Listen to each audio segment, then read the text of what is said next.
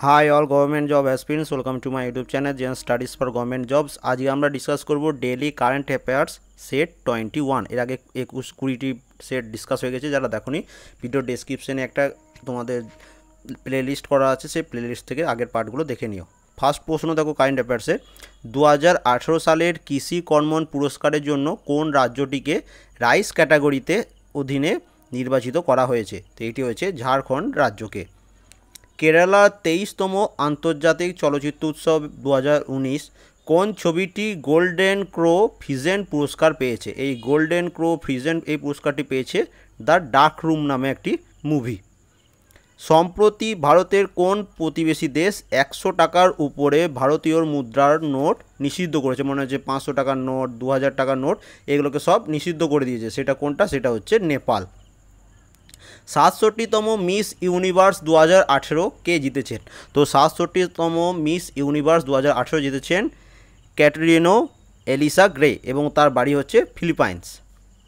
5 নম্বর দেখো, পুরুষদের hockey world cup 2018 কোন দেশের দল জিতেছে? তো মেন্স হকি ওয়ার্ল্ড কাপ 2018 এটা জিতেছে বেলজিয়াম। 37তম সিনিয়র ন্যাশনাল রোয়িং চ্যাম্পিয়নশিপ 2018 এর ভেন্যু কোথায়? তো এর ভেন্যু হচ্ছে Pune, Maharashtra. Miss India Worldwide 2018 কে জিতেছেন? এটা জিতেছেন শ্রী সায়ানি। এবং এই ভিডিওটি ডেসক্রিপশনে কেমনভাবে তোমাদের পিডিএফটা ডাউনলোড করবে সেটাও আমি ভিডিওটি লাস্টে দেখিয়ে দেবো, ঠিক আছে? তো সেটা একটু চেক আউট করে নেবে।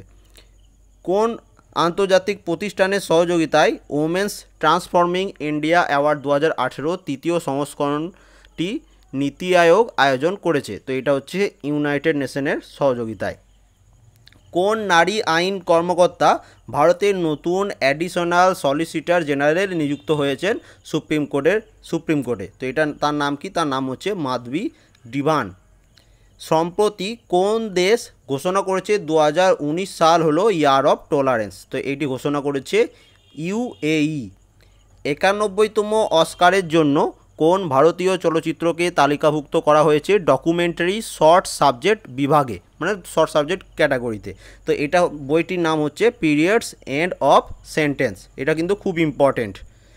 FICCI 2018-19 জন্য ভাইস প্রেসিডেন্ট নিযুক্ত হয়েছেন কে? তো এটার জন্য ভাইস প্রেসিডেন্ট নিযুক্ত হয়েছেন উদয় শঙ্কর। এবং FICCI এর ফুল ফর্ম কি? Federation of Indian chamber of commerce and industries. তো এটাও তোমাদের কিন্তু ফুল ফর্ম হিসাবে প্রশ্ন আসতে পারে।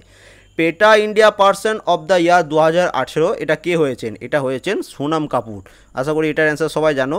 নেক্সট দেখো, কলেজের শিক্ষার্থীদের জন্য সাথে আরও ভালো যোগাযোগ নিশ্চিত করার জন্য কোন রাজ্য সরকার শিক্ষা সেতু অ্যাপ্লিকেশন চালু করেছে? তো এটা হচ্ছে হরিয়ানা রাজ্য সরকার।